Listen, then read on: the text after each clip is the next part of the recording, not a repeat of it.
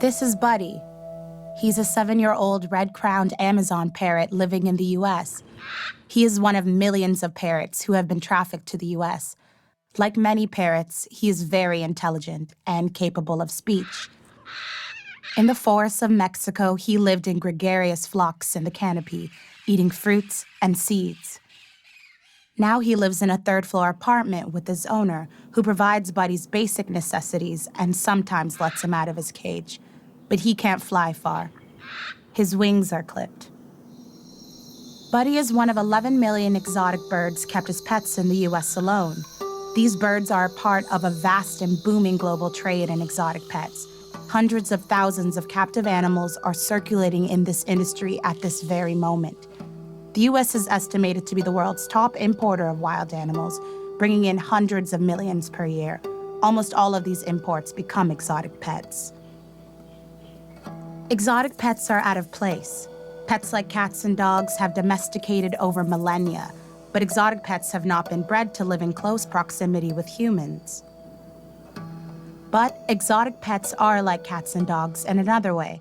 They are all commodities, things that can be bought and sold. They can be thought of as what feminist scholar Donna Haraway calls undead things, living commodities. How does an animal become an undead thing? The process is often violent.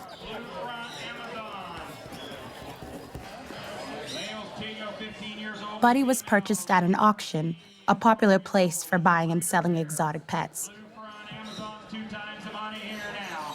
There are several auction houses in the U.S. that usually sell farm animals or horses, but turn themselves into exotic animal auctions a few times a year. Hundreds of animals are sold a day. Animals are also purchased at pet stores, online, and from breeders. Other adult red-crowned parrots at the auction sell for a few $100s. But Buddy is sold as a chick, when he'll be more likely to bond with his owner, so he earns a higher price. Buddy and the other animals at the auction might be bought and sold multiple times over the course of their lifetime. These animals come from all over the world. Many are captive bred, born to local breeders or commercial pet mills. Others are wild-caught and smuggled across borders. This was the case for Buddy, who was imported from Mexico. So we got you 300 PRIM.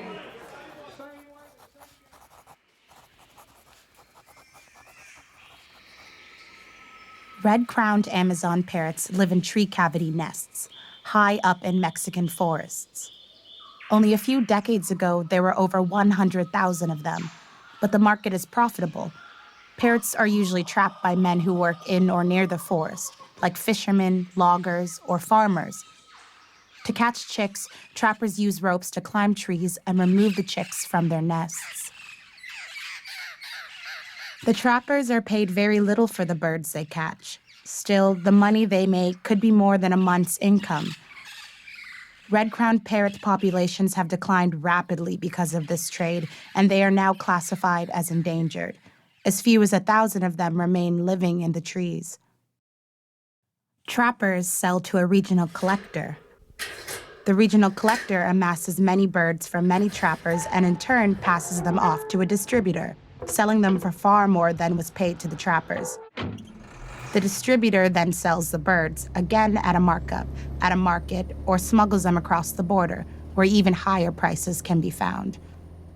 It's at this moment of capture that Buddy is severed from his former life, his family, the canopy, his flock, in order to become a mobile, enclosed life. This process is fatal for most birds. In Mexico, for every 4 parrots trapped, only 1 makes it to its market destination. Several years ago, the Mexican government banned wild parrot exports, but several thousand wild parrots still make it across the U.S.-Mexico border every year.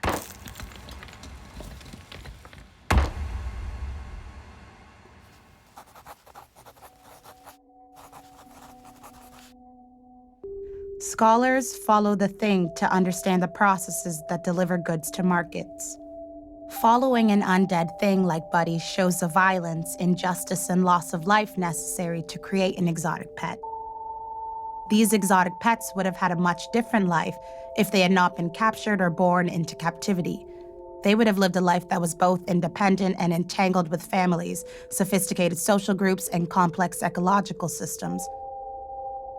All of this is stripped from the animal in order to create an undead thing. The violence of this process is not visible in the purchase of an animal companion. Why is it so easily overlooked? What lives, if any, should be able to be bought and sold? And who should decide?